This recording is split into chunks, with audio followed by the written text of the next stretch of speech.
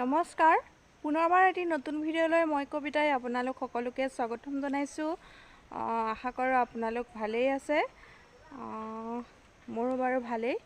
আজি এটি বিশেষ ভিডিঅ' আপোনালোকৰ বাবে প্ৰস্তুত কৰিছোঁ। আশা কৰোঁ সকলোৱে চাব আৰু ভিডিঅ'টো চাই ভাল পাব।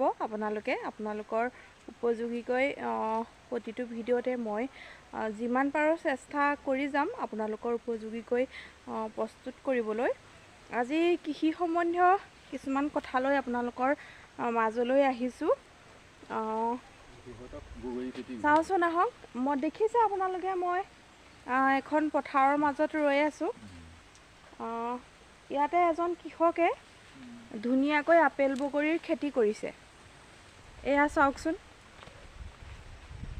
আপেল বগৰীৰ খেতি কৰিছে। ইয়াতে এওঁ বছৰেকত যথেষ্টখিনি লাভালাভ পাবলৈ সক্ষম হৈছে।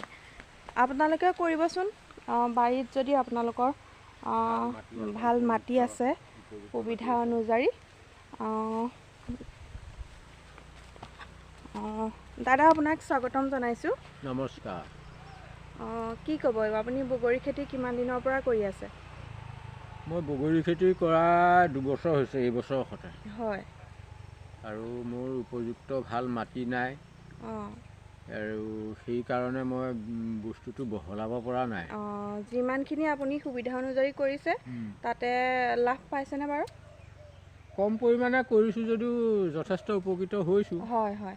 আমাৰ ইয়াতে ধৰক এনেই থকা কিছুমান ডেকা ল'ৰাইও এইবিলাক খেতি কৰিব পাৰে, নহয় জানো? মাটিটো কেনেকুৱা লাগে বাৰু? মাটিটো বালিচহীয়া মাটি হ'লে বেছি ভাল হয়। হয়, বালিচহীয়া হ'ব লাগিব, ৰ'দ ঘাই হ'ব লাগিব, দিনটো ৰ'দ পৰি থকা জেগা। আৰু এই বগৰী খেতিটোৱে যদি 2-4জন যুৱকে গোট খায় বা কোনোবা এঘৰেও এই খেতিটো উপযুক্ত মাটি থাকিলে কৰিলে যথেষ্ট উপকৃত হ'ব। হয়, নৈ পাৰত মাটি কিছুমান এনে পৰি থাকে, তাতো কৰিব পাৰে, নহয় জানো? ব্ৰহ্মপুত্ৰ চাপৰিটো হ'ব, কিন্তু সংৰক্ষণ ভাল ধৰণে কৰিব লাগিব। হয় হয়। বাৰু আপুনি ধৰক ইয়াত কিবা সাৰ প্ৰয়োগ কৰেনে নে কিবা কেনেকুৱা ধৰণৰ? আপুনি সাৰৰ প্ৰয়োগৰ কোনো কথা নাই, কোনোবাই কৰিব পাৰে, কিন্তু মই নকৰোঁ। মই সাৰ দিয়া বস্তু মই নিজে নাখাওঁ আৰু লোককো নোখোৱাওঁ, ইমানেই। কাৰণ মই বাৰীৰ ভিতৰত কৰি থোৱা, মই ইয়াত সাৰ যদি হেৰি কৰোঁ নিজে বিষাক্ত বস্তু খোৱা হ'ব। হয়। আপুনি মানে কেনেকুৱা ধৰণে আপুনি ক'ৰ পৰা আনিছে পুলিবোৰ ক'ৰ পৰা আনিছে? পুলি এইবোৰ বিহপুৰীয়া এজন নাৰ্চাৰী বেপাৰী আছে, আনে আৰু তেওঁৰ পৰা মই। কেনেকুৱা সময়ত ৰুব লাগে পুলিবোৰ? মানে বহাগ মাহত ৰুব লাগে আৰু এবছৰতে ইয়াৰ প্ৰডাকশ্যন দিয়ে, এবছৰতে লাগে। পানী দি থাকিব লাগিব? পানী দিব নালাগে। এইবোৰ মাটিতে মাত্ৰ মাটিটো বৰ খৰাং হ'লে অকণমান হেৰি কৰিব লাগিব, পানী দিব লাগিব। কোনো আপোনাৰ কীটনাশক দ্ৰব্য কিবা প্ৰয়োগ কৰেনে? নাই। পাতবোৰ যে খাই দিছে পোকে? নাই, একো দৰৱ প্ৰয়োগ কৰা নাই। কিন্তু কিছুমানে এনে আৰু ভিটামিন মাৰে। হয়, এই ভিটামিনটো মাৰিব লাগে, নহয় জানো? মাজে মাজে মই ইমান বিশেষকৈ নাজানো বাৰু, তথাপিও ভিটামিনখিনি মাৰিব লাগে। আৰু হয়, আৰু নহ'বা সেই ফুলবোৰত পোকবোৰ সোমাই বগৰীটো পোকে খায়, তেনেকুৱা ধৰণৰ কিছুমান সমস্যাই দেখা দিয়ে। আৰু আপুনি অকল বগৰী খেতিয়ে কৰেনে নে আপুনি আৰু? মই চব খেতি কৰোঁ। হয়, মই অল ৰাউণ্ডাৰ বুলি ক'ব পাৰি। মই ভাষাত ক'বলৈ গ'লে গাত ৰ'দ নপৰা আৰু বৰষুণ নপৰা মানুহজন ক'লেও বেয়া নহ'ব।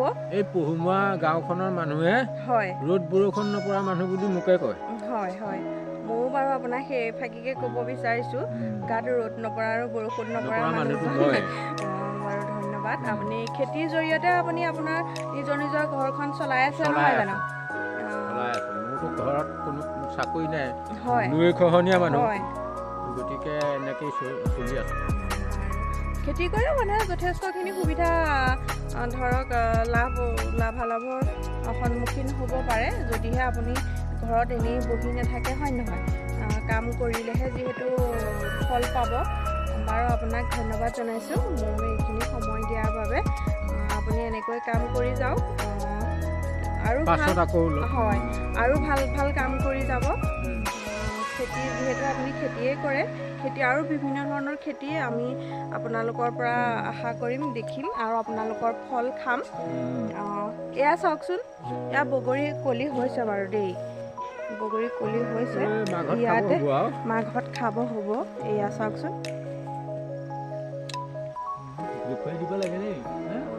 চাওকচোন এইবোৰ চাওকচোন, বগৰী এইবোৰ কলি হৈছে আৰু দেই। এয়া চাওক, এইবোৰ লাগিছে আপেল বগৰী, অলপ দিন লাগিব ইয়াতে। এইবোৰ চাওকচোন, হয় আৰু আছে। ইয়াতে এইজোপাত অলপমান ডাঙৰ হৈছে দেই বগৰী, ইয়াতে অলপমান ডাঙৰ হৈছে। এয়া চাওকচোন, পাগুৰি মাৰি থাকিব লাগে। হয় হয়, বাৰু ধন্যবাদ জনাইছোঁ। আশা কৰোঁ আপোনালোকে ভিডিঅ'টো চাই ভাল পালে। যদিহে ভিডিঅ'টো চাই ভাল পালে আপোনালোকে লাইক কৰিব, কমেণ্ট কৰিব, শ্বেয়াৰ আৰু ছাবস্ক্ৰাইব কৰিবলৈ নাপাহৰিব। আৰু আপোনালোকৰ উপযোগীকৈ বিভিন্ন খেতি সম্বন্ধীয় ভিডিঅ' মই আপোনালোকলৈ আগবঢ়াম। আপোনালোকৰ সকলো উপকৃত হ'ব বুলি মই আশা কৰিলোঁ। ধন্যবাদ।